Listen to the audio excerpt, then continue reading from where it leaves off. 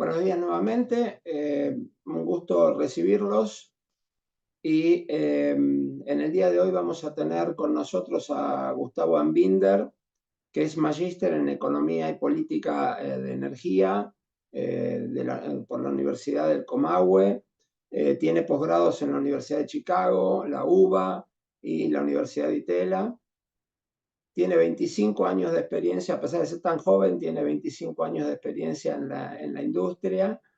Es director de negocios y desarrollo de Geneia Sociedad Anónima, uno de los players más importantes del mundo de las renovables en Argentina. Él lo va a contar mejor que yo. Y es coordinador de la Comisión justamente de Energías Renovables de la Asociación de Generadores de Energía Eléctrica de la República Argentina. No los entretengo más, le doy paso a Gustavo y espero que puedan disfrutar de su presentación. Bueno, muchas gracias, Daniel. Bienvenidos a todos. Vi bastantes amigos ahí en el chat, así que me siento muy confortable con el auditorio. Así que lo que voy a hacer ahora es compartir la presentación, así ya arrancamos. Díganme por favor si se ve bien, Daniel. Sí, perfecto. Perfecto.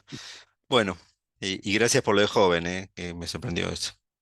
Un poco la idea de hoy es hablar, como lo dice el título, de la electrificación de Vaca Muerta, que en definitiva lo que estamos diciendo es esta tendencia que está viendo en el mercado petrolero, de oil and gas, de electrificar todo lo que se pueda las operaciones en los campos petroleros. Esto es una tendencia mundial, digamos, arrancó un poco temprano en los yacimientos de Eagle Ford, en el no convencional de Estados Unidos, que se llamó el e-drilling. em, y bueno, obviamente es una tendencia que llegó a Vaca Muerta y a los otros yacimientos no convencionales en el mundo. Así que un poco ya para avanzar, em, simplemente voy a hacer una breve presentación de la compañía a la que represento, que es Geneia. Geneia hoy es el player más importante de energía renovable en Argentina, tanto sea en capacidad instalada como la cantidad de energía que estamos inyectando a la red del SADI. El año pasado produjimos 3,5 millones de megawatt hora, con una composición mayormente eólica. Hoy tenemos 70% eólicas, 30% solar, con una capacidad instalada de, como dice ahí en el slide, 784 megas eólicos, que es el 21% de toda la capacidad eólica del país, y unos 220 megawatts solares, que también constituye el 12% de toda la generación solar del país. En un par de años vamos a estar equilibrando ese portfolio, vamos a estar más o menos en 50-50. Pero bueno, en febrero de este año fuimos la primera compañía en Argentina que llegó al gigawatt instalado, em, que nos coloca dentro del top 10 de América del Sur. Em, Como le decía, más allá del liderazgo, digamos, como particularidad de Geneia, tiene esto de estar en toda la cadena de valor del negocio. O sea, nosotros arrancamos desde el greenfield, digamos, desde buscar los terrenos, todas las tareas de prospección, permitting, desarrollo, ingeniería, construcción, operación y mantenimiento, y obviamente la comercialización de energía. O sea, estamos presentes en toda la cadena con equipo propio in-house. Em, Particularmente, bueno, venimos conformando este primer giga con 21 proyectos que están en operación. Ahora vamos a ver una distribución geográfica de eso, y llevamos invertido un poco más de 1.500 millones de dólares, prácticamente desde el 2016 hasta acá. Bueno, todos nuestros flujos de fondos desde el punto de vista financiero, para hablar un poco de la salud financiera, están backing con PPAs de largo plazo, una proporción que tiene que ver con el programa Renovar, o sea, con garantías de FODER y Banco Mundial, y por otro lado, bueno, PPAs con privados, lo que llama el corporate, em, de contratos bilaterales con grandes industriales y grandes consumidores, ¿no? Bueno, obviamente seguimos con un acceso al crédito internacional, que eso también es una característica nuestra. Hemos hecho 7 project finance con bancos europeos, Fuimos la primera compañía en salir al mercado internacional y lo bueno de esto, y esto también lo que muestra nuestra salud financiera, es que seguimos con esa línea de crédito abierta, digamos, ¿no? Y actualmente seguimos construyendo porque estamos con un plan de crecimiento, de ampliación de nuestra base instalada para seguir manteniendo este liderazgo que les mencionaba. Y estamos con un proyecto eólico y dos proyectos solares en construcción durante este año, con un pipeline de proyectos para seguir construyendo los años siguientes. Estamos en 6 provincias de la Argentina, digamos, prácticamente todo el mejor viento de la Patagonia, Comahue y el sur de la provincia de Buenos Aires, con proyectos eólicos, y la mejor radiación solar en la zona de Cuyo, ¿no? Particularmente San Juan, y ahora Mendoza, que se nos presenta como una nueva posibilidad de desarrollo. Ahí estamos construyendo, bueno, terminando de construir en la zona de Tandil, en la provincia de Buenos Aires, un parque eólico de 160 megawatts, y dos proyectos solares en la zona de Cuyo. El de Tandil, bueno, en estos días se está terminando de incorporar los primeros 100 megawatts. Ya estamos con las pruebas de protecciones en la subestación, como para ya energizar todo y hacer los ensayos de marcha comercial. Probablemente en lo que quede del primer semestre, van a estar incorporados ya los 160 megawatts. Y bueno, eso demandó una inversión de 260 millones de dólares. En el caso de los solares, estamos con dos proyectos, como les decía, en construcción, uno más avanzado en la zona de Malargüe, que estará entrando dentro de este año, en operación comercial, con unos 90 megawatts de capacidad instalada, prácticamente 90 millones de dólares de inversión. Y otro proyecto en la zona de Luján de Cuyo, en Anchoris específicamente, que es un proyecto más grande, ya de 180 megawatts, y unos 178 millones de dólares de CAPEX, digamos, de inversión.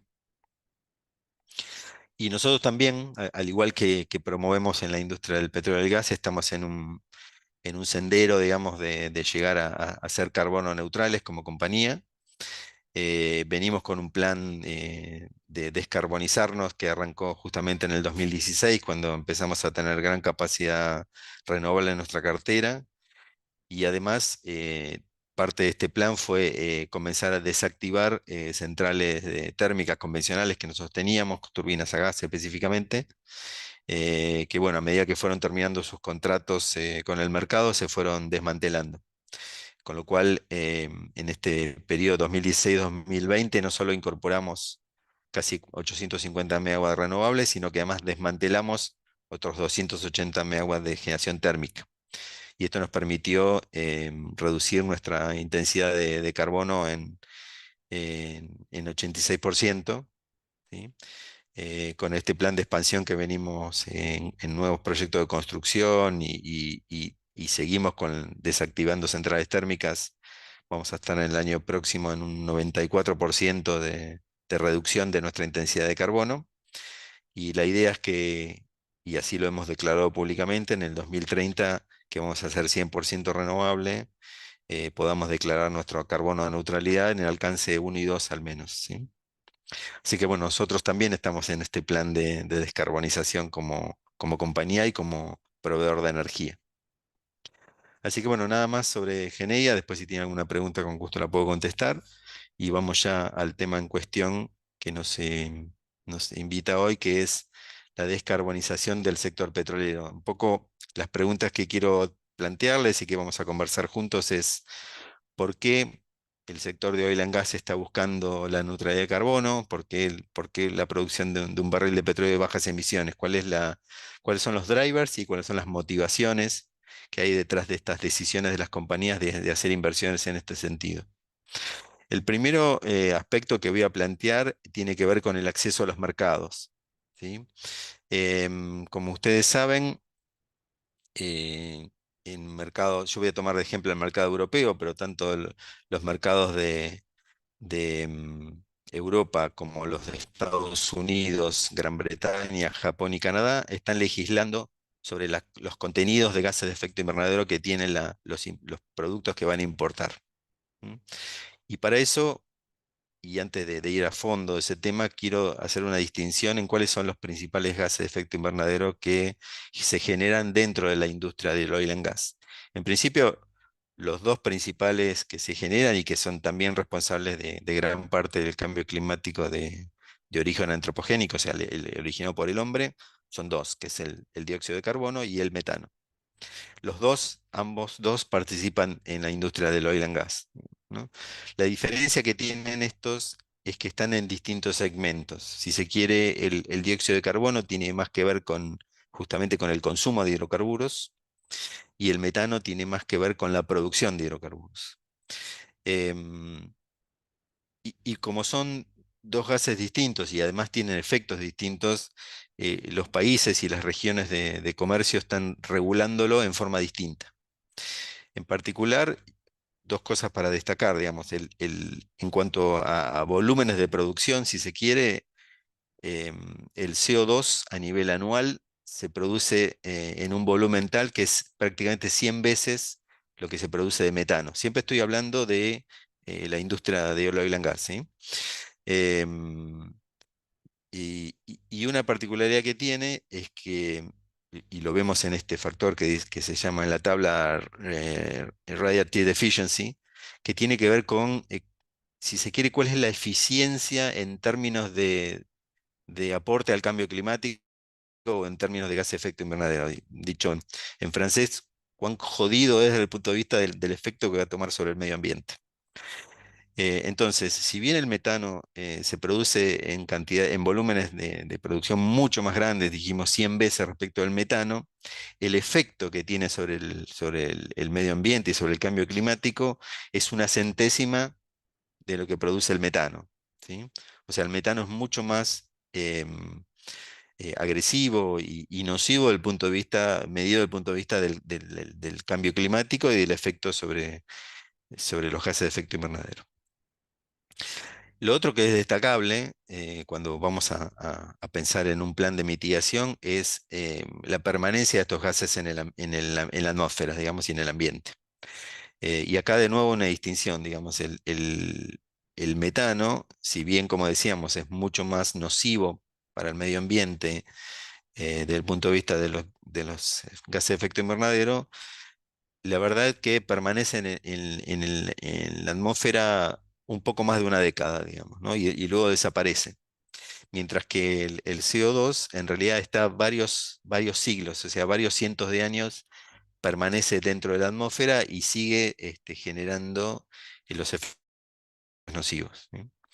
Estas son las dos distinciones que hay que hacer cuando uno piensa en los planes de mitigación, digamos, ¿no? Porque en un caso está pensando en el largo plazo, en otro caso más en los efectos de corto plazo, y por otro lado en los temas de volúmenes y dónde se generan y dónde se consumen, digamos. Ahora, como decíamos, si uno se focaliza estrictamente en la producción y el transporte de hidrocarburos, bueno, el metano, si se quiere, es por un lado el más nocivo, pero por otro lado el que está presente en toda la cadena.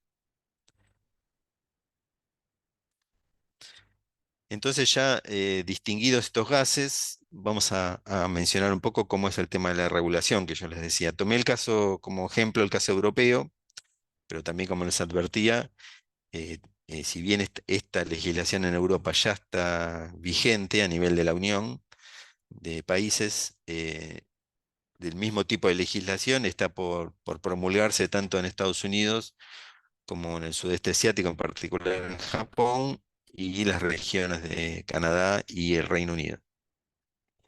En general, como decíamos, como tienen efectos distintos, son regulados de manera distinta, digamos, ¿no? Vamos a hablar de dos sistemas de regulación. Por un lado, el Emission Trading System, que es un sistema que regula en definitiva al usuario final, porque lo que está mirando es el consumo, ¿sí? Y las emisiones que se dan por el consumo de hidrocarburos. Este es un ejemplo, y esto en definitiva, como es en el consumo final, lo vamos a ver en el mercado donde se consume, ¿sí? Y por otro lado está el denominado Carbon Border Adjustment Mechanism, que es una regulación que de alguna manera lo que mide es el contenido de CO2 o el contenido de carbono de los productos que son importados, en este caso a la Unión Europea. ¿Mm? ¿Cuál es la idea de esto? Era una suerte de mecanismo de prevención, de manera tal que las industrias que están radicadas en la Unión Europea no trasladaran al resto del mundo su producción alta en carbono, e importaran los productos desde otros países. Entonces, de alguna manera está tratando de prevenir esa acción comercial, digamos, ¿no? Por eso esto tiene alcance extraterritorial y por eso nos importa a nosotros. En principio, la única manera de saltear esto es con lo que se llama un offsetting, que significa pagar una especie de impuesto al carbono, un carbon tax, cuando uno supera las medidas que están impuestas en la regulación, que son bastante estrictas. Entonces esto de alguna manera lo que nos impone, tanto a nosotros como a ustedes, digamos, como la industria petrolera, como aquellos que están exportando productos a estos mercados, es una suerte de barrera que nosotros llamamos arancelaria, digamos, ¿no? O sea, no solo tiene que ver con los aranceles del comercio internacional, sino que ahora aparecen barreras que tienen que ver con el contenido de CO2 en los productos. Lo cierto es que para el 2027 ya se espera que haya las compañías, digamos, que van a exportar hacia esos mercados, tanto sea eh, petróleo crudo como derivados, tengan un sistema de medición, de monitoreo y de reporte. ¿Para qué se está armando todo esto? Para que en el 2030 ya todos los contratos de importación tengan que ajustarse a la intensidad que tienen que ver de carbono, y ahora vamos a hablar de metano también, impuestas por la Unión Europea. En este CBAM, en el mecanismo de Border Adjustment, no está incluido el metano, pero sí está incluido el petróleo y los derivados, ¿sí? Por eso el LNG va por el otro lado, digamos, ¿no? Ahora, ustedes dirán, bueno, tengo tiempo de adaptarme al 2027, el 2030 voy a tener una obligación concreta, ¿por qué me importa ahora? Bueno, me importa ahora porque estos mecanismos ya se están aplicando en materias primas. Desde el 2023 ya están vigentes estos límites de contenido de CO2 dentro de los productos para las industrias del hierro, el acero, el cemento y los fertilizantes. Y muy pronto, probablemente dentro de este 2024, se extienda a lo que es madera, papel y productos alimenticios. Entonces, tenemos los dos aspectos, digamos. Por un lado, si nosotros somos exportadores o vamos a ser exportadores de crudo o de derivados, sabemos que entre el 2027 y el 2030, todos los contratos que vayamos a firmar de importación, de exportación en nuestro caso, van a tener restricciones o requerimientos en términos de la intensidad de carbono y de metano de nuestros productos. Y por otro lado, aquellos grandes consumidores, tanto locales como en la región, que estén en las industrias que les acabo de mencionar, van a ser exigentes desde el punto de vista de cuál es el producto que ellos van a recibir como insumo para fabricar a su vez sus productos finales. Entonces, por eso nos importa esto, porque aquella compañía que produce crudo o derivados o produce gas para exportación, que esté pensando en el contenido de CO2 y de metano de sus productos, va a tener y que tenga un plan para eso, obviamente, va a tener una mayor ventaja competitiva respecto a aquellos que no lo puedan hacer o que no estén interesados en invertir en eso. Entonces, para nosotros tiene que ver con el mercado y las ventajas competitivas. El segundo aspecto que quiero mencionar es el del acceso al capital, que no es menor cuando uno tiene que analizar un proyecto nuevo y luego conseguir el financiamiento para esos proyectos. En principio, diría prácticamente desde el 2016, hay una suerte de cambio en la manera de analizar em, los futuros, digamos, de los futuros receptores de financiamientos a las compañías que están en el sector de oil and gas respecto de cómo las agencias calificadoras de crédito los están viendo. Em, y empieza a ver, o se empieza a ver influenciados, si se quiere, por un lado, por la comunidad en general, y por lo que yo llamé aquí las climate voices, digamos, todos aquellos organismos, instituciones, científicos reconocidos que empiezan a generar, digamos, documentación, eh, investigaciones, propuestas, no solo de los efectos que generan estos gases en el medio ambiente, sino de la manera de mitigarlos. Y esto de alguna manera está tomando gran influencia en la manera de pensar, en particular de las agencias de crédito. ¿Sí? Ojo, las agencias no son las que brindan el financiamiento, pero tienen gran influencia sobre aquellas instituciones financieras en términos de calificación crediticia. Entonces, hoy, como les decía, y ya es un movimiento que viene desde hace unos 4 o 5 años, perdón, más de 6, se está inclinando. Primero se abandonó, si se quiere, la industria del carbón como algo positivo para financiar, y ahora la industria del oil and gas está en un intermedio, digamos que no es negativo, pero tampoco es positivo, digamos, ¿sí? Entonces se valoriza mucho a aquellas compañías que tienen un plan para bajar sus contenidos de gases de efecto invernadero en su producción. Y lo más importante que para estas calificadoras, el riesgo, digamos, climático, tanto sea en términos, como mencionamos aquí, tanto sea desde el punto de vista regulatorio, legal, económico, político y social y financiero, se volvió una nueva categoría de riesgo crediticio. ¿Mm? Entonces, de las categorías que tradicionalmente analizaban para calificar a una compañía para ver si es sujeta de crédito, para que después los bancos le puedan prestar, han incorporado una nueva categoría de análisis crediticio que es el riesgo climático. Y esto es muy importante para nosotros. Em, yo acá les incluí en la presentación una tabla que habla un poco de esta evolución que yo les comentaba, digamos, ¿no? Cuando de alguna manera las agencias de crédito empezaron a cambiar la idea, empezaron a ver la industria distinto, porque se veían influenciadas, como decíamos, por las climate voices, que no pretendo que la lean desde aquí, después les va a quedar el material para que lo puedan ver en detalle, pero fíjense que son las principales calificadoras, estamos hablando de Moody's, Fitch, Standard Poor's, bueno, está acá JP Morgan, pero también está en esa línea. Todos fueron, de alguna manera, cambiando su manera de calificar a las compañías y de incorporar este riesgo ambiental como categoría de riesgo crediticio.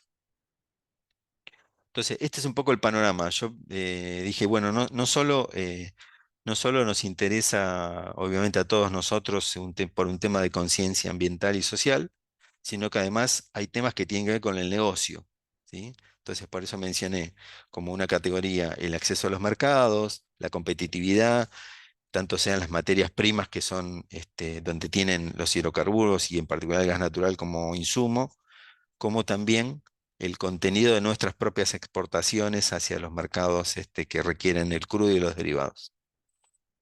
Entonces, si eso más o menos quedó claro, o después si quieren lo ampliamos en el espacio de preguntas, vamos a las cosas concretas. O sea, ¿qué se puede hacer dentro de la industria del oil and gas sin trazar una ruta una hoja de ruta estricta, digamos, pero por lo menos algunas ideas que quiero compartirles sobre qué están haciendo hoy las compañías para tratar de reducir sus emisiones y llegar a un barril de petróleo de bajas emisiones?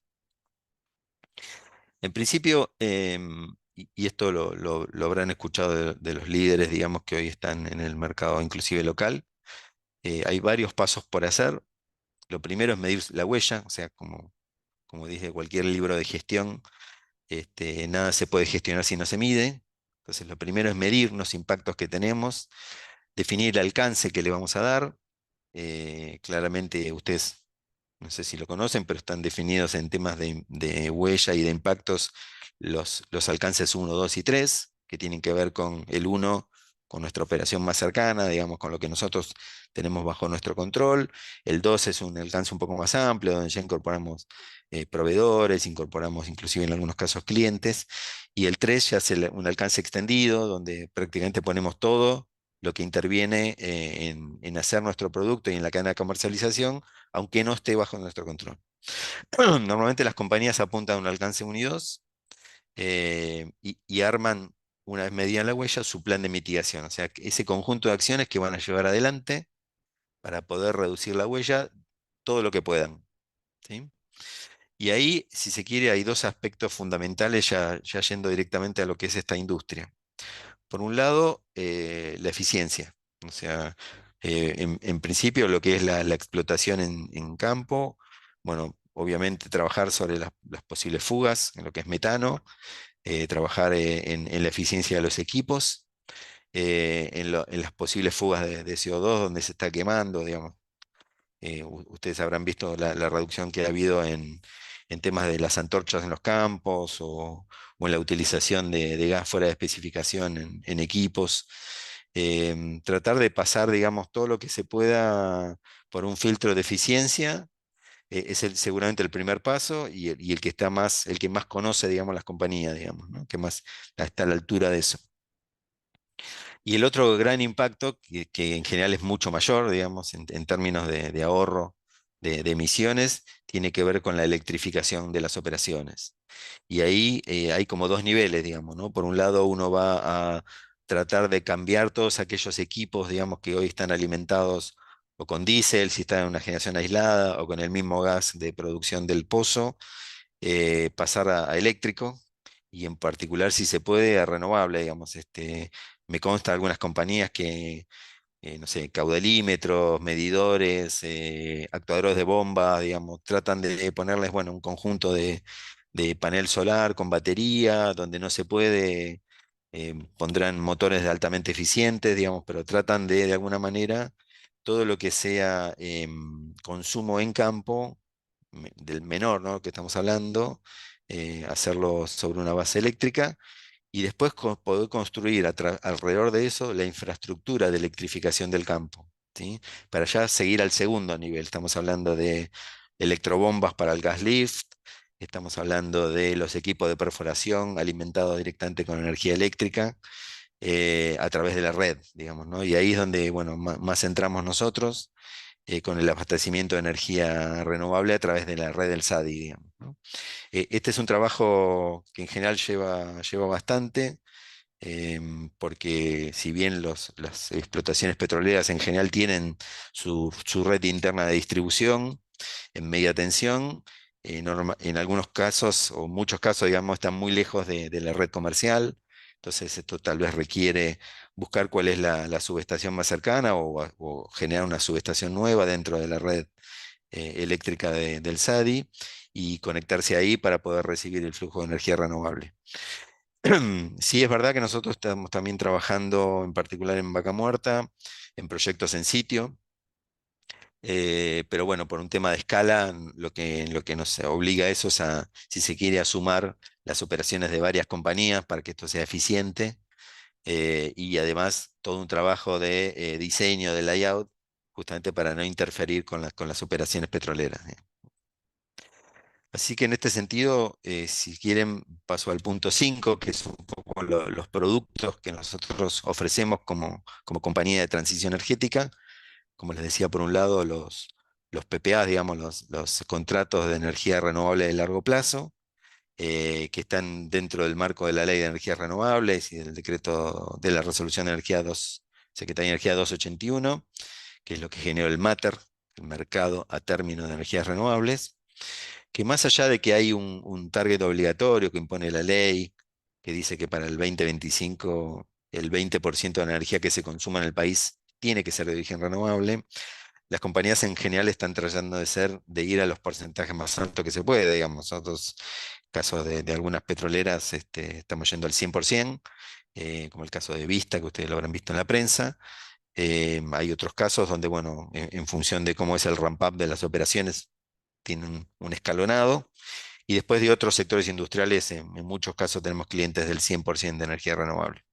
Estos contratos son contratos en general de largo plazo, estamos hablando de plazos de 10 años, que más o menos de alguna manera calza con digamos, la ventana de tiempo que tienen la explotación petrolera para justamente la producción. En general no, dentro del marco del MATER, digamos, las condiciones comerciales y operativas se negocian en forma bilateral, digamos, no son contratos regulados. Lo único que tienen son contratos transaccionados por CAMESA, como cualquier otro contrato del MEM, digamos, ¿no? Y bueno, esta es si se quiere, la primera etapa de alto impacto que tiene una explotación petrolera para obtener un abastecimiento que sea bajo en emisiones de carbono y que tenga un gran impacto en su contenido de CO2 dentro del producto, digamos, ¿no? Y por otro lado, para complementar aquellas actividades que realmente no son difíciles, cuando digo difíciles, digo desde el punto de vista del dinero que uno tiene que invertir por cada tonelada de CO2 que evita, o que directamente, técnicamente es imposible evitar las emisiones, bueno, hay todo un mercado, digamos, de certificados de reducción de emisiones basado en estándares internacionales. Nosotros estamos trabajando con Berra y prácticamente con otros protocolos, próximamente con otros protocolos internacionales, que lo que hacen es una suerte de auditoría de los balances energéticos y certifican cuál es la reducción de emisiones al ambiente que genera la producción de energía renovable, y esa reducción se traslada a través de certificados a aquel que no puede evitar emitir, y de alguna manera es una suerte de balance, de offset, como se conoce en ese mercado, de manera tal de neutralizar esas emisiones, digamos, ¿no? Nosotros tenemos nuestros activos certificados bajo esos estándares internacionales y por lo tanto tenemos la capacidad de emitir estos certificados para ayudar a todo tipo de industrias, pero en este caso obviamente a la industria de oil and gas, a certificar aquellas reducciones de emisiones que no lo pueden hacer por la vía técnica, digamos, ¿no? Y como último producto, también hemos certificado algunos de nuestros activos distintos de los que tenemos en reducción de emisiones bajo el protocolo REC internacional, que es un protocolo de tracking, digamos, que nos permite certificar a través de un estándar internacional que la energía que estamos entregando es de origen renovable, digamos, ¿no? Esto obviamente sirve para cuando uno va a solicitar el financiamiento de los proyectos, y consolidar, digamos, también en casa matriz que la energía que está consumiendo es de origen renovable. Entonces, un poco para terminar de redondear la idea, digamos, qué es lo que podemos mencionar sobre cómo ha funcionado el Matter y cómo está funcionando en particular dentro de los casos que ustedes han visto, el caso de Vista, caso de Shell y otros que están por venir. Bueno, en principio, por un lado, lo que ven es menor costo de abastecimiento, porque hoy la energía renovable es más competitiva que el MEM. De hecho, desde que arrancó el Matter, no hay ningún cliente nuestro que haya pagado más que el MEM en ningún momento, con lo cual lo vuelve competitivo. Obviamente tiene previsibilidad, porque por las características que tiene el mercado o los proyectos renovables, digamos, que donde la inversión se da todo al inicio, podemos ofrecer contratos de precio fijo por largo plazo, por 20 años, 25 años, o en todo caso con alguna curva de ajuste a convenir con el cliente, pero digamos, podemos dar previsibilidad de precios desde el primer día, digamos, ¿no? Que no es lo mismo que comprar del mercado mayorista. O estar sujeto al precio del gas, que en general está atado al barril de petróleo internacional. Por otro lado, bueno, claramente tiene un impacto enorme en la reducción de huellas. El consumo de energía renovable es uno de los factores, digamos, que más impacto tiene en la reducción de huella de carbono en la industria. No hay ninguna otra acción que tenga semejante impacto. Claramente la mejora reputacional, digamos, o sea, las compañías no solo lo hacen por las motivaciones que estábamos mencionando, sino que también salen a decirlo que lo están haciendo. Ustedes han visto innumerables artículos de prensa al respecto, porque esto también mejora cómo lo ven, digamos, frente a la sociedad y a los potenciales clientes. Y bueno, y claramente, como ya hablamos, genera una ventaja competitiva, tanto sea en el acceso a los mercados internacionales o regionales, por el tipo de clientes que tenemos, que son exportadores, y también en la reducción de tasas de financiamiento por la preferencia que están teniendo hoy las agencias de crédito y por lo tanto las instituciones financieras internacionales en financiar proyectos que son de bajas emisiones y más amigables, digamos, con el cambio climático. Así que bueno, esto es un poco lo que quería contarles. Mi idea es dejar bastante espacio como para poder ir a las preguntas. Así que dejo de compartir, les agradezco mucho que me hayan atendido y estoy dispuesto a lo que necesiten. Muchas gracias, Gustavo. Excelente la presentación, muy interesante. Como vos dijiste, le damos espacio a las preguntas que las tienen que ingresar en el Q&A, preguntas y respuestas de Zoom, por favor, y yo se las voy pasando a Gustavo. Mencionaste los distintos tipos de certificados. ¿Qué nos puede decir de un mercado de bonos de carbono? ¿En qué está el mundo? ¿Qué está la Argentina? Bueno, el mundo arrancó hace rato con estos mercados. En particular, las Naciones Unidas fue el promotor, digamos, de estas primeras iniciativas con el mecanismo de desarrollo limpio. Esto fue después de las primeras COP que hubo. La idea era generar un mercado que se llamaba de adicionalidad, que tenía que ver con la posibilidad de, a través de certificados, donde se comprobaba que había una efectiva reducción de emisiones, obtener un ingreso adicional para poder financiar los proyectos renovables, digamos, ¿no? Esto era en la época en la que los renovables no eran competitivos todavía con la energía convencional. Más allá de Naciones Unidas, que estaba un poco más pensado para países o instituciones, digamos, de los países, aparecieron los mercados voluntarios. Yo mencioné uno como Berra, donde directamente las compañías transan entre sí estas reducciones certificadas para compensar entre ellas aquel que reduce respecto de aquel que no puede reducir, digamos, este offset que mencioné al inicio. Los mercados voluntarios siguen funcionando, están apareciendo nuevas iniciativas, en particularmente con otros focos, digamos, no solo el de reducir emisiones, sino de buscar proyectos que a su vez tengan un impacto positivo, no solo neutralice, como son las soluciones que llaman basadas en la naturaleza, que es, digamos, una evolución que está teniendo los mercados de carbono. Por otro lado, los países, en particular en la COP26 y la 27 que vendrá ahora, han tomado compromisos país que cada vez son más estrictos y que tienen que cumplir. Y para poder cumplirlos necesitan darse vuelta, mirar a la industria y a los emisores de cada país y empezar a exigirles aquellos planes que les permitan cumplir con los compromisos país, digamos, ¿no? Esto significa que empiezan a aparecer los impuestos al carbono, los carbon tax, que ya están vigentes en algunas regiones de comercio, todavía no en Argentina, pero ustedes habrán visto que ya hay un esquema típico de cap and trade que se está promoviendo desde el Estado Nacional. Y después, bueno, lo que decíamos de las barreras arancelarias, digamos que en definitiva lo que permiten es hacer un offset de ese carbono que está contenido en los productos, digamos, ¿no? A nivel local, como les decía, hay una iniciativa de gobierno que todavía no está regulada, que lo que propone es fijar niveles de emisión por tipos de industrias y que haya una suerte de compensación de emisiones entre aquellos que están por debajo del límite respecto a los que están por arriba del límite.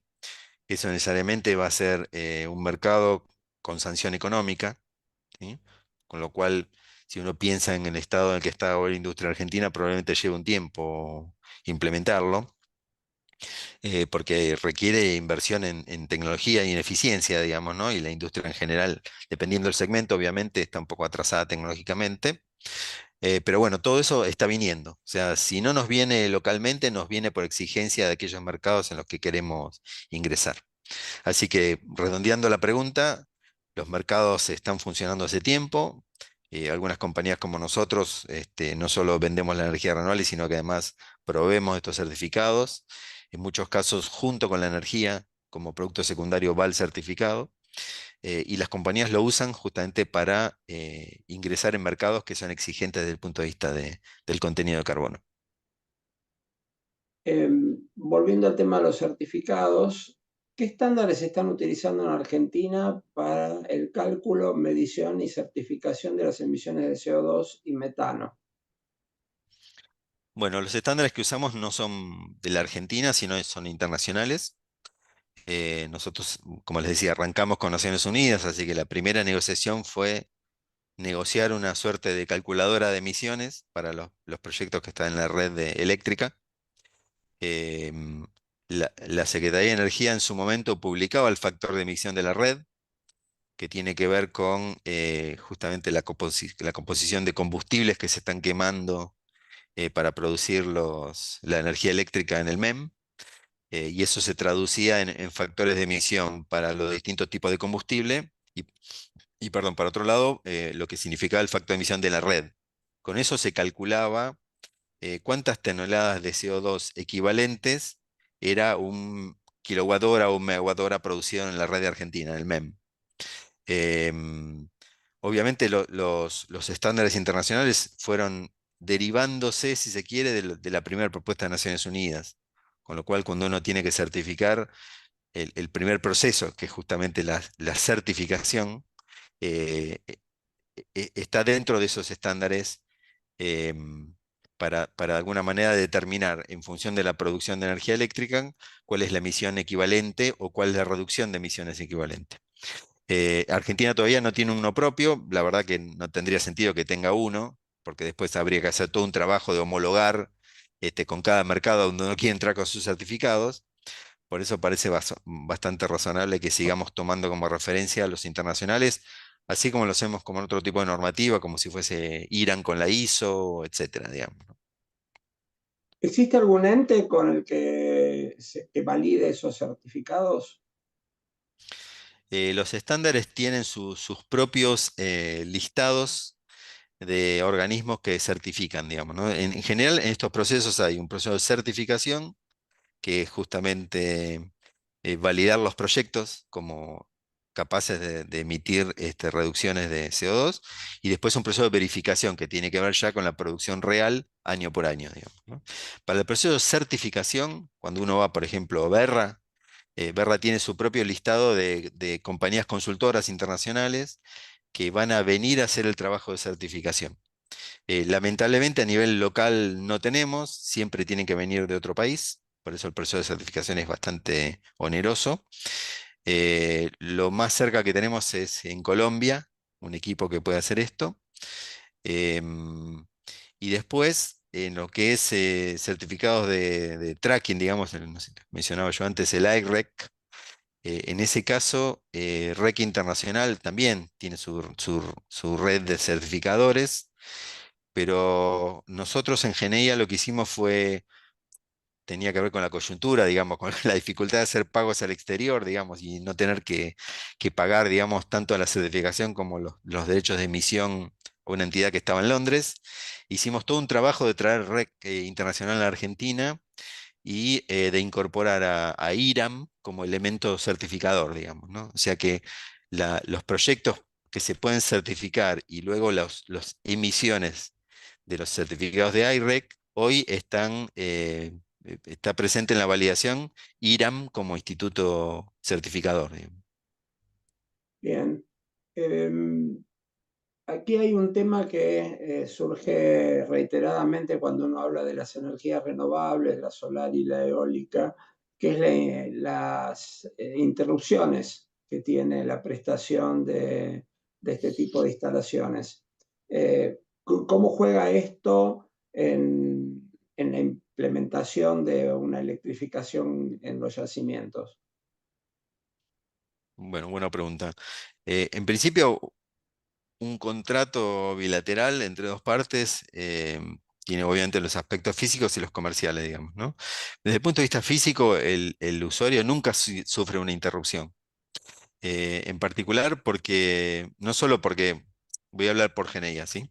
Nosotros tenemos un portfolio de proyectos, ¿sí? Dentro de esos 1000 megawatts tenemos un portfolio de proyectos solares y eólicos que a su vez están distribuidos geográficamente por el país, digamos, ¿no? Con lo cual no solo tienen un hedging natural de recursos, porque están en distintos lugares, sino que además son distintas tecnologías, todas juntas dentro de un portfolio de productos.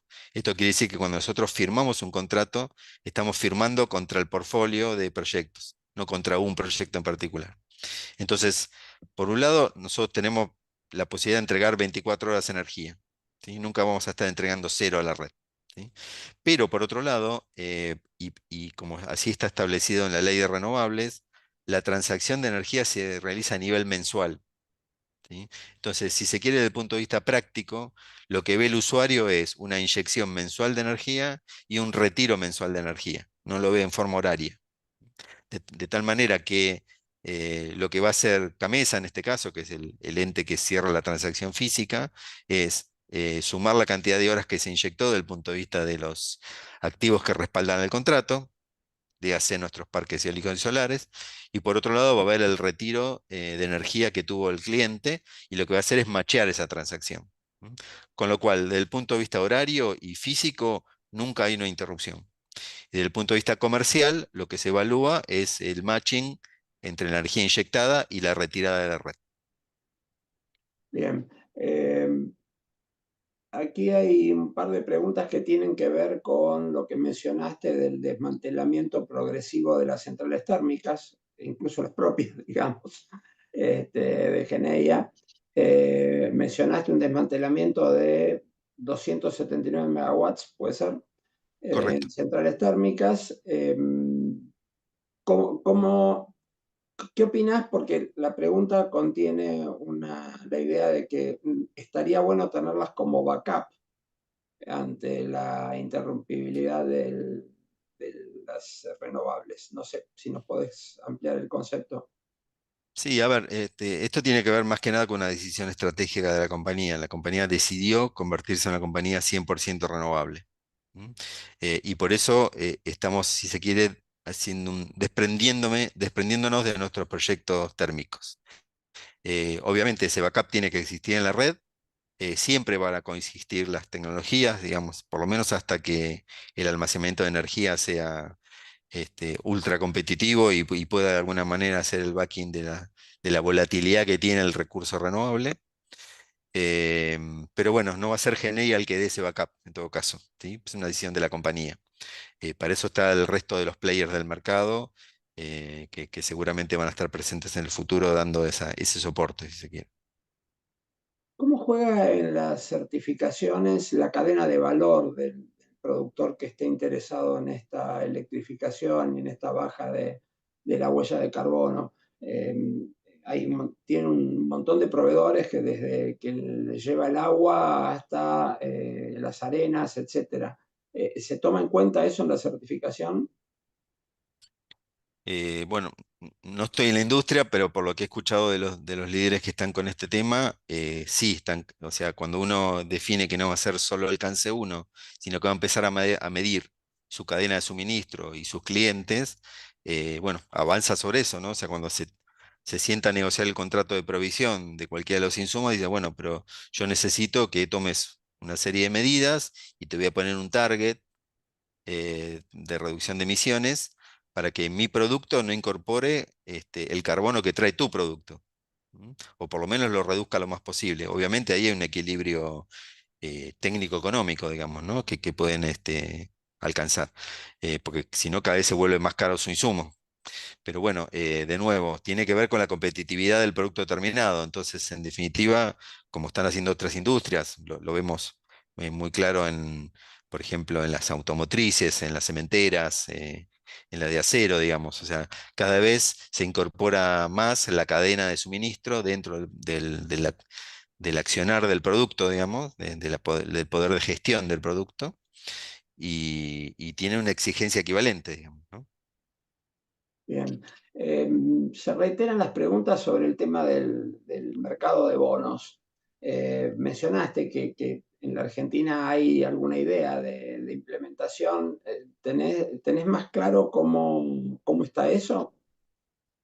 Lo único que tengo claro es que está la idea y nada más, digamos. O sea, todavía no hay letra chica, digamos, ni siquiera hay borradores que uno pueda ver por lo menos qué forma le van a dar. Pero como mencionaba, el sistema es un sistema de cap and trade típico, digamos, ¿no? Donde se fijan emisiones para determinados tipos de industria y se busca un balance entre los que emiten más y los que emiten menos. Y si no se llega a balancear, a hacer ese offset, aparece una penalidad económica, digamos, ¿no? Una suerte de carbon tax, digamos, de aquellos que se pasan y no pueden neutralizar. Ahora, la letra chica de esto no está. Esto está dentro de la Secretaría de Energía, de una, de parte de la estructura que se llama la Dirección de Transición Energética, y es algo que digamos que está en evolución, digamos, ¿no? Probablemente, por lo menos dicho por la misma directora de Transición Energética, sea algo que veamos recién dentro de un año. Bien, hay una pregunta atrevida que dice que Genea es el primero en este rubro. Pregunta cuáles son los competidores. No sé si, si está bien mencionarlo o si querés mencionarlo. No tengo problema porque es información pública, digamos. Lo primero que tengo para decir es que el que nos sigue tiene la mitad que nosotros, digamos, ¿no? Pero bueno, sigamos 4 o 5 players más importantes, digamos que todos son generadores del mercado eléctrico, que por mencionar, podemos mencionar a Pampa Energía, a YPF Luz, a Central Puerto, a AES y a PCR, que no es del rubro eléctrico, pero bueno, es una compañía que está en el rubro petrolero también, digamos, ¿no? Ahora, salvo el caso de AES, que es generador eléctrico, todos los demás tienen que ver con el petróleo, digamos, ¿no? Y en algunos casos inclusive hasta con el cemento. Pero bueno, no hay ninguna compañía todavía que sea 100% renovable, como es el objetivo de GNI. ¿Quién es el accionista mayoritario? Preguntan acá de Genea. GNI tiene 3 accionistas principales y después algunas participaciones muy menores. Los 2 mayoritarios son fondos de inversión que tienen su domicilio legal en la ciudad de Nueva York. Bien, ampliando, saliendo un poco del oil and gas, pero hablando de la problemática eléctrica en la Argentina. Hay una pregunta que dice, bueno, el SAI está saturado, habría problemas de infraestructura, de transporte. Eh, ¿Qué nos podés decir sobre proyectos en curso de nuevas líneas? ¿Quién las financiaría? Si estamos hablando de lo privado, dadas las particularidades o las definiciones del gobierno. Sí, como saben, el sistema de transporte en alta tensión está saturado. O sea, cuando nosotros lo vemos, cuando participamos en este sistema de prioridad de acceso a las redes para los nuevos proyectos que estamos conectando, que cada vez es menos la capacidad o los lugares donde se puede acceder. Esto, si se quiere, abro un paréntesis acá, para no irme por las ramas, pero digamos, esto nos obliga a nosotros a ir a proyectos peores, porque hoy la energía renovable es competitiva cuando la escala del proyecto es importante, ¿sí? Y esa escala, ese mínimo de escala está subiendo, ¿sí? No voy a hacer un parque eólico que tenga menos de 100 megawatts y probablemente no haya un parque solar que tenga menos de 70, 80 megawatts.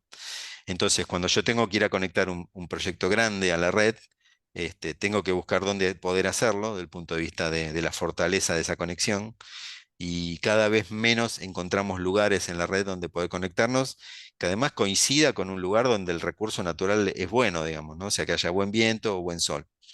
Entonces, esto nos obliga o a ir a lugares donde tradicionalmente no estábamos. Esto quiere decir, por ejemplo, para el caso eólico, y voy a citar un caso particular de Geneia, digamos, nosotros estamos acostumbrados a los campos en la Patagonia o en el Comahue, digamos, donde el uso alternativo de la tierra, digamos, no era intensivo, digamos, o sea, nosotros tenemos parque eólico donde está el ganado suelto, digamos, pastoreando, pero no hay agricultura, digamos, ¿no? Hoy estamos haciendo un parque eólico en el riñón de la provincia de Buenos Aires, en Tandil, rodeado de plantación de girasoles y de trigo, y eso tiene otras problemáticas, digamos, ¿no? Y otro costo para nosotros. Em, y lo mismo no pasa con la radiación solar, digamos. Todavía estamos haciendo proyectos en Cuyo, pero cada vez nos acercamos más a las zonas pobladas, a las zonas donde hay uso alternativo del suelo, y eso nos obliga no solo a limitar de alguna manera la escala del proyecto, sino también a tener otro trabajo sobre las comunidades, sobre cómo impactamos sobre el uso alternativo del suelo, etcétera. Entonces, volviendo a la pregunta original, necesariamente si queremos seguir creciendo, tenemos que hacer una expansión del sistema en alta tensión. Desde el punto de vista regulatorio, en la Argentina nadie tiene la obligación de hacerlo, en la ley así está establecido. Sí hay un concesionario que opera y mantiene y que tiene un régimen de calidad de servicio, pero no tiene obligación de expandir. Entonces, si bien hubo en el pasado algunas iniciativas de expansión donde se juntaban algunos conjuntos de interesados, en particular compañías de generación. Hoy esa señal no está apareciendo, digamos, ¿no? Y tiene que ver con que no hay una seguridad en el recupero de la inversión, digamos, ¿no? Normalmente estos esquemas uno invierte y después a lo largo del tiempo de operación, digamos, por decir algo, 20 años, uno recupera de la demanda a través de un pequeño cargo de transporte la inversión que ha realizado, digamos, ¿no? Desde el punto de vista de la seguridad jurídica, hoy esta condición no está dada, ¿sí? Como para que un inversor independiente pueda ingresar en el negocio de la transmisión y decir, bueno, yo voy a invertir en redes y voy a recuperar la inversión que puse a través de un cargo de la demanda. Sí hay un marco que nosotros impulsamos el año pasado, que es la resolución de energía de la Secretaría de Energía 360, donde la propuesta que hicimos y fue tomada por las autoridades fue, bueno, si hubiera interés entre una demanda nueva y un productor nuevo, digamos, de unirse a través de una línea, y esa línea es financiada por las partes, bueno, ese proyecto obtendría en proporción de lo que está aportando las dos partes una prioridad de uso, ¿sí? Y estoy diciendo prioridad, no estoy diciendo exclusividad. ¿Por qué? Porque nuestro marco regulatorio eh, establece el acceso libre, digamos, ¿no? El free access. Entonces, si yo hago una línea de transmisión, en el futuro cualquier interesado en utilizarla puede ir y colgarse a la línea y compartir conmigo el uso. Entonces, estos sistemas lo que darían una suerte de prioridad de uso y de acceso, digamos, ¿no? En este sentido, hace rato que venimos hablando con las autoridades, eh, de manera tal de habilitar un mecanismo o terminar de redondear, si quiere, la idea de resolución 360, de manera tal de dejar a algunos privados que tenemos interés en hacerlo, en invertir en líneas de transmisión de alta tensión, que permita, sobre todo, llevar grandes recursos renovables que todavía no podemos terminar de explotar, como es el caso de la Patagonia, grandes cantidades de energía renovable hacia los centros de consumo. En ese sentido, lo que falta es, como les decía, terminar de estructurar desde el punto de vista regulatorio el recupero de esas inversiones y darle alguna suerte de seguridad o de estabilidad, por lo menos por el plazo del proyecto. Hay una pregunta que específicamente habla de las limitaciones. Hablamos ya de las limitaciones a nivel global en Argentina, pero habla la pregunta sobre las limitaciones propias del Comahue eh, para la transmisión eléctrica. Y la pregunta es, ¿se puede acercar la generación renovable a los yacimientos, particularmente lo eólico, por las características de la provincia, las provincias involucradas? Sí, a ver, donde están en particular la explotación en Neuquén, nosotros tenemos proyectos para realizar en el riñón de Vaca Muerta. Estamos trabajando en eso, ya tenemos un desarrollo y estamos trabajando en optimizarlo. Obviamente, como les decía, por un tema de escala, porque es un proyecto de 100 o 150 megawatts, requiere juntar voluntades, no es para venderla a una sola compañía. Em, lo que tiene esa zona tiene dos temas, digamos, ¿no? El recurso no es el mejor, con lo cual tal vez requiere, digamos, que el precio no sea el precio más bajo que uno va a encontrar en el Mater. También está compensado, si se quiere, por los altos costos de peaje que tiene esa zona. O sea que recibir directamente la energía en sitio seguramente va a tener una ventaja competitiva desde un punto de vista económico. Em, en las zonas más al sur, digamos, lo que es Golfo San Jorge y Tierra del Fuego, ahí ya tenemos que hablar sobre todo de infraestructura dedicada, digamos, ¿no? O sea, hay que hacer, supongamos, un parque eólico, porque el recurso eólico es lo mejor de esa zona, que va a estar exclusivamente dedicado a los proyectos petroleros, porque no hay hoy capacidad de transporte para subir con esa energía hacia el resto del SADI, digamos, ¿no? En Neuquén todavía tenemos un poco de capacidad en la línea como para, en el caso de que los petroleros no puedan tomar la energía en su totalidad, evacuar parte de esa energía hacia los centros de demanda. Así que en concreto hay proyectos, nosotros tenemos algunos. obviamente hay que juntar las voluntades como para materializar desde el lado de la demanda la posibilidad de tomar la energía que esos proyectos irían a producir. Normalmente cuando se habla de los yacimientos, los proyectos que tienen que ver con la extractividad, se habla de los eventuales conflictos con las poblaciones cercanas. ¿Ustedes se han encontrado con ese tipo de tema? ¿Cómo lo encaran? ¿Cuál es la política de Geneia? Bueno, nosotros tenemos un departamento que dentro de nuestra estructura que se encarga de eso. Y además nos apoyamos en consultores externos. Nosotros lo que hacemos es, antes de iniciar cualquier proyecto, inclusive mismo en la etapa de desarrollo, eh, y parte de la recorrida, digamos, de campo que hacemos para verificar, digamos, las condiciones del lugar, es ir a hablar con los pobladores, si hubiera pobladores cercanos, ir a hablar con las autoridades, en caso de intendencias o municipios, consejos deliberantes, instituciones principales de los lugares, explicar el proyecto, entender si hay necesidades a las cuales nosotros podemos contribuir. En general, la normativa de impacto ambiental está en jurisdicción regional, digamos, no es federal, con lo cual, más allá de hablar con la población, ver las necesidades sociales, ver dónde podemos ayudar en las comunidades que impactamos, el estudio de impacto ambiental o la declaración de impacto ambiental de los proyectos en general está dada por el organismo regional, que puede ser municipal o provincial, con lo cual también hay un ida y vuelta sobre cuál va a ser el impacto que va a tener el proyecto. Pero sí tenemos un trabajo muy intensivo en las comunidades, no solo cuando vamos a construir, sino porque después nos quedamos 20, 25 años operando. eh, Tenemos el cuidado de tratar de tomar todo el personal que se pueda en el lugar donde estamos. A veces por un tema de capacitación técnica no se puede tanto, pero bueno, hacemos todo lo posible para que todas las personas que trabajan en el proyecto, directo o indirectamente, lo más posible vengan de las localidades cercanas. Em, Tenemos, como les decía, especialistas que están en el tema social, que atienden necesidades de las comunidades y habitualmente colaboramos también con las comunidades donde estamos, ya sea como es habitual, digamos, con instituciones como bomberos, hospitales, escuelas, damos capacitación en las escuelas de la zona, en algunos lugares hasta hemos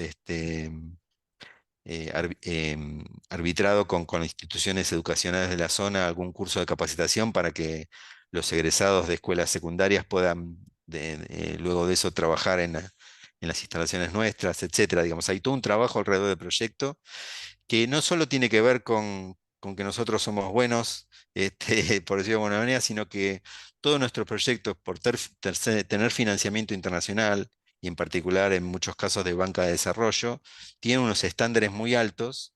Y nosotros asumimos cualquier proyecto de desarrollo como si lo hiciéramos bajo las normas del IFC, y eso quiere decir que nuestros estándares, no solo técnicos y económicos, sino ambientales y sociales, cumplen con cualquier regulación internacional y con las regulaciones más exigentes que son las de los bancos de desarrollo, digamos, ¿no? Entonces, nosotros ya de entrada planteamos así los proyectos y todos los costos asociados y toda la estructura necesaria para atender esos requerimientos. Eso es un estándar para nosotros, ¿sí? Y como les decía, no es solo la etapa de construcción, sino que nosotros convivimos con las comunidades y por lo tanto la interacción es permanente a lo largo de toda la operación del proyecto. Bien, un mensajito. Veo manos levantadas. Les recuerdo, por favor, escriban las preguntas en el Q&A. Eh, nos vamos por la ruta 40 para el norte y Bueno. nos vamos para el litio, el triángulo del litio. ¿Qué nos podés contar sobre proyectos para dicha industria? Bueno, es muy interesante la pregunta. Hoy la minería en general tiene un problema de que en la Argentina, ¿no? Que donde está el mineral, o sea, donde van a estar los sitios mineros, no está la infraestructura. En particular, la zona del Triángulo del Litio, que está en general en La Puna, a 4.000 metros de altura y contra la cordillera, está totalmente carente de infraestructura eléctrica. Entonces, los proyectos tienen el recurso para explotar, pero no tienen energía para hacerlo. Y esto sobre todo les limita las cantidades, digamos. O sea, no pueden, nosotros hemos estado trabajando con las compañías mineras hace ya más de 2 años, prácticamente con todas las que están hoy operando en la zona de Jujuy, Catamarca y Salta. Y el principal problema que empezamos a ver cuando nos pedían una solución energética era que la solución que podíamos darle no era eficiente desde el punto de vista de las emisiones, porque siempre había una mezcla, siempre teníamos que mezclar energía renovable con batería, pero no podíamos evitar los motores. Y como no había gasoducto, bueno, en muchos casos tenían que quemar diésel, ¿sí? Y la verdad que los clientes del litio son clientes que están buscando materiales, minería de bajas emisiones, ¿sí? Lo que se llama el litio verde. Y producir litio verde quemando diésel, la verdad que no tenía ningún sentido. Entonces empezamos a agrupar geográficamente los proyectos y en definitiva terminamos ofreciéndoles una solución de interconexión al SADI. Y hoy por hoy estamos con un proyecto de interconexión de la Puna, en un proceso de roadshow con las compañías, ofreciéndoles este proyecto de infraestructura, de manera tal de ofrecerles eh, no solo levantarle los límites, ¿sí? de la cantidad de energía que pueden consumir, porque las soluciones en sitio eran limitadas por un tema de tamaño, de escala, sino que además poder ofrecerles energía renovable a las 24 horas, los 7 días de la semana. ¿Mm? Cosa que con las instalaciones híbridas, donde quemaban diésel entre el 50 y el 60% del tiempo, no podían nunca alcanzar los estándares que el mundo, que sus clientes les pedía, digamos, ¿no? Así que hoy estamos en eso, estamos llevando una solución de interconexión acompañada por energía renovable, o sea, energía puesta en el sitio minero de origen renovable 24 horas. Y también estamos trabajando con las compañías de cobre, ya más en la zona de San Juan sobre todo. San Juan tiene, de los 10 proyectos de cobre más grandes del mundo, San Juan tiene 6, y son el futuro de la transición energética. También hay una mina muy importante en Catamarca y otra en Salta. Y estamos trabajando con ellos también en un plan de infraestructura, de manera tal de ofrecer no soluciones individuales, que de alguna manera en general van en contra de la eficiencia, sino una solución global de infraestructura. Estamos trabajando inclusive con la provincia, como para, como les decía, interconectar los sistemas mineros al sistema nacional y proveedor de energía renovable las 24 horas a la explotación petrolera. Estamos viendo detrás tuyo una foto de un aerogenerador Sí, y la pregunta ahí que dice Geneia. claro, es uno de nuestros parques. Así es. La pregunta es, ¿quiénes son los principales proveedores de Geneia? Bueno, en términos de tecnología, y hablando de eólica, entiendo que es la pregunta. em, por ahora estamos con proveedores europeos, mayormente Vestas de origen dinamarqués y Nordex de origen alemán. También tiene que ver con el origen del financiamiento de nuestros proyectos. En general son bancos alemanes, holandeses, últimamente canadienses también. Estamos tratando, siempre que hacemos un proyecto, nosotros licitamos, no estamos casados con ningún proveedor, em, y siempre obviamente apuntando al Tier 1 de la tecnología, digamos. Pero bueno, en general estas son las compañías que han sido más competitivas a lo largo de los últimos años. Em, Estamos tratando de diversificar esa oferta, no solo porque nos interesa que haya más competencia, que nos permita bajar los precios, sino que también ir conociendo avances tecnológicos que están dando en otra parte del mundo. Las máquinas son cada vez más grandes. Eso requiere no solo una exigencia terrible en logística, ¿sí? Porque hay que llevar por las rutas de Argentina una pala de 64 metros, como estamos haciendo en Tandil, sino además otras exigencias desde el punto de vista de la obra civil, digamos, lo que son las bases. Hemos trabajado con una empresa francesa para desarrollar nueva tecnología en el cimentado, en el concreto de las bases de los aeros. Pero bueno, cada vez son más grandes, son más eficientes, pero también nos generan, digamos, otro costo y otros desafíos tecnológicos, digamos, ¿no?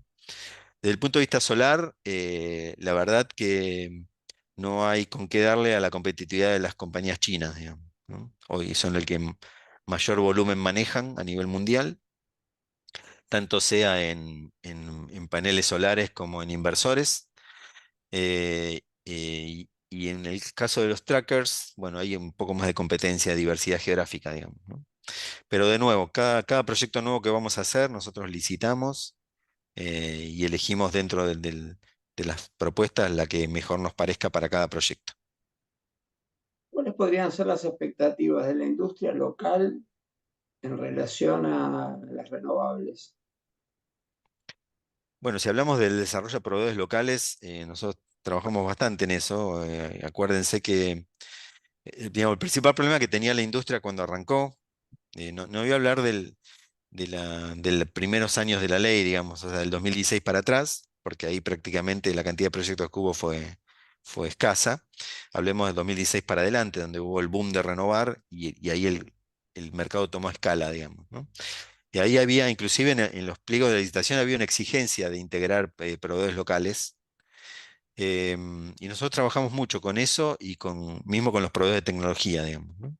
En ver, digamos, cuál de todos los componentes, primero, no tenía ningún sentido desarrollar un aerogenerador local, digamos, ¿no? Porque el resto de los proveedores estaban muy adelante, muchos años de desarrollo. Y cuando uno habla de un proyecto, no solo mira los aspectos técnicos, sino también que el proyecto sea bancable, o sea, que pueda conseguir el financiamiento para que el proyecto se lleve adelante. Entonces, los bancos internacionales buscaban tecnología conocida y madura, digamos, ¿no? Para poder financiar. Y en ese sentido, bueno, sí trabajamos con los proveedores de manera tal de tratar de homologar componentes locales. Y bueno, hoy tenemos, gracias a eso, fábricas de torres locales de acero.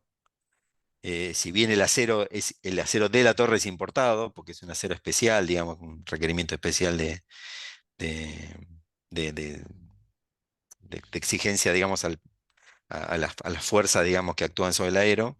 La fabricación de la torre sí es local.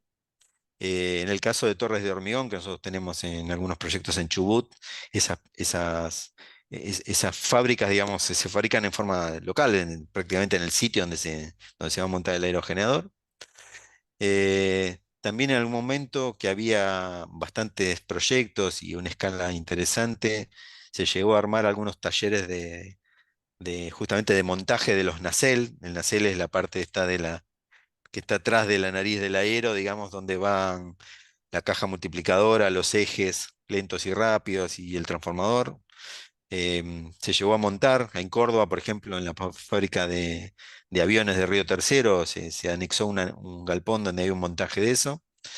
Pero bueno, cuando la industria perdió impulso, ya prácticamente un año antes de la pandemia, donde de alguna manera se aletargaron la cantidad de proyectos que había, porque el crédito internacional empezó a ser escaso, estas iniciativas se fueron desactivando. La que hoy sobrevive sí es desde el punto de vista del suministro de torres para aerogeneradores y todo lo que es la provisión de materiales para la interconexión eléctrica, hablemos de transformadores, celdas, cables, etcétera, fibra óptica.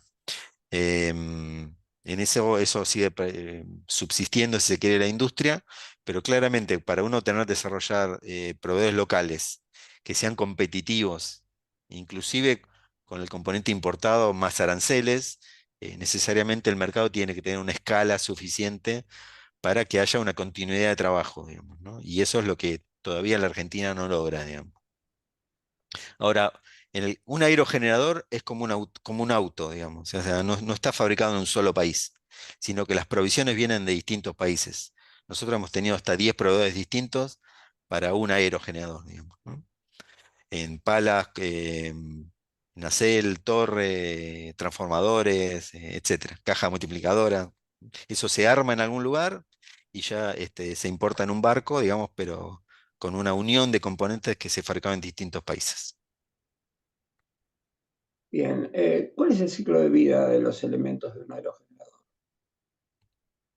Bueno, nosotros cuando analizamos un proyecto en el flujo financiero utilizamos 20%, perdón, 20 años.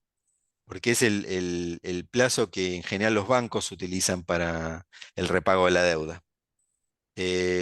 Lo cierto es que en la práctica entendemos, o ya hay algunos proveedores que están extendiendo la garantía hasta 25 años de vida útil.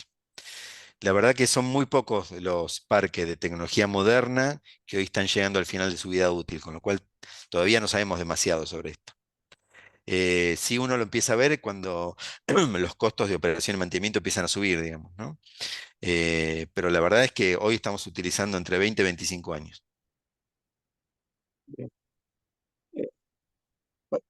Eh, has visto la cantidad de preguntas, lo cual demuestra el enorme interés en el tema. Te paso la última pregunta porque estamos llegando al tiempo previsto. Dale.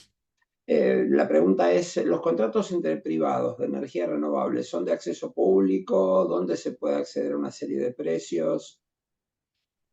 Yo diría que para tener una referencia lo mejor es mirar Camesa, digamos, ¿no? Camesa en su documento de transacciones económicas tiene un anexo donde se publican justamente los contratos que hoy están vigentes, tanto en la energía que se está entregando como en la transacción económica, con lo cual ahí uno dividiendo monto por cantidad de energía rápidamente puede sacar el precio.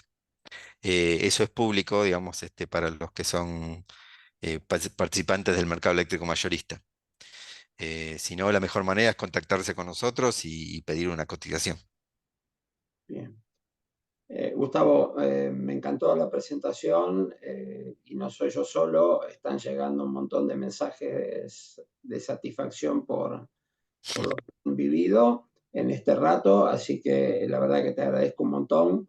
Te tomo algunos segundos simplemente para decir que ya tenemos programado un nuevo webinar que tiene que ver con un tema muy candente, que es el proyecto Andes de YPF sobre la desinversión en yacimientos maduros.